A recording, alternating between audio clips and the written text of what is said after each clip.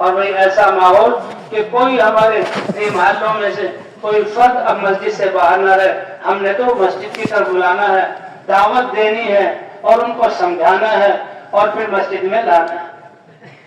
یہ دعوت مسجد کے باہر پھر کے ہر ایک کو دعوت دے گی, اس لیے ہم نے تو مسجد والا بنانا. حضور صلی اللہ علیہ وسلم کے زمانے میں 24 گھنٹے یہ مسجد جو ہے وہ اعمال سے آباد رہتی تھی, اور آنے والے وفود مردوں کو مسجدوں میں ٹھہرایا جاتا, عورتوں کو گھروں میں ٹھہرایا جاتا, اور عملی طور پر دین سکھایا جاتا تھا. صحابہ کرام فرماتے ہیں, میں حضور صلی اللہ علیہ وسلم کا وضو کر کے بتلاؤں؟ حضرت علی, حضرت عثمان, اور وہ لوٹا منگا کر وضو کر کے دکھاتے تھے.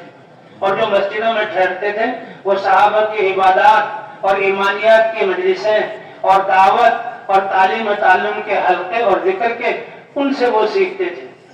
یعنی باہر سے آنے والے 2 ہفتوں میں دین کی ضروریات دین وہ سیکھ لیا کرتے تھے. ایک دفعہ ایک وفد آیا, آپ صلی اللہ علیہ وسلم نے ایک محلے والوں کے حوالے کیا, اور ایک ہفتے کے بعد وہ واپس لائے تو حضور صلی اللہ علیہ وسلم نے ان سے کچھ سوالات کیے.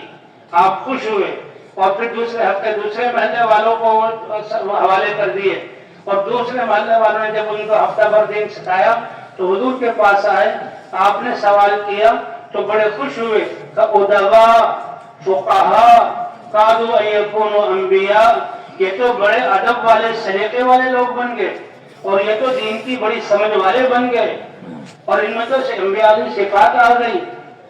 تو بھائی مرد مردوں کو سکھاتے تھے, عورتیں عورتوں کو سکھاتی تھی. اس طرح سے روزہ جو ہمارا ہے یہ عورتوں کی بھی ذمہ داری ہے, حق ہے مستورات کو بھی لے کر اللہ کے راستے میں نکلنا, اور بھائی دعا بھی کرنا. جی ہاں, دعوت اور دعا کہ دن بھر میں دعوت میں اپنے آپ کو ٹھکانا ہے اور راتوں کو دعاؤں میں. تو بھی کوشش کریں گے انشاءاللہ.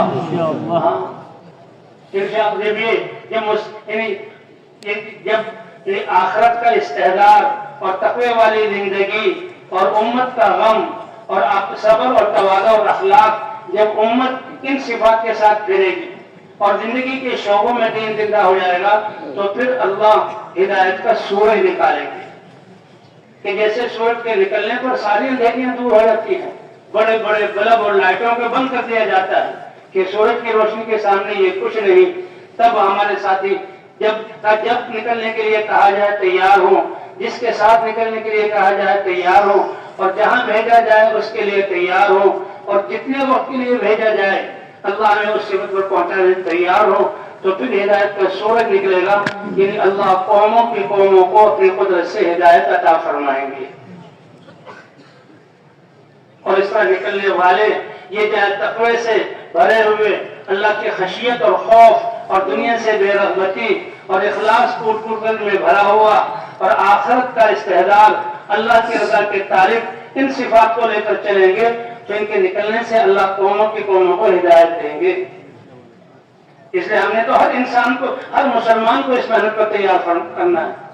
حضور صلی اللہ علیہ وسلم نے فرمایا, الناس معادن کمعادن الذهب والفضة, لوگ تو سونے چاندی کی کانیں ہیں. جیسے سونے اور چاندی کی کان پورے ملک کی معیشت کے لیے کتنا اس کا جو ہے مؤثر ہوتی ہے, تو اس سے زیادہ ایک ایک انسان میں خیریں بھری ہوئی ہے. ایمان والا بن جائے, یقین والا بن جائے, حضور صلی اللہ علیہ وسلم کی محنت والا. حضرت اکرمہ خالد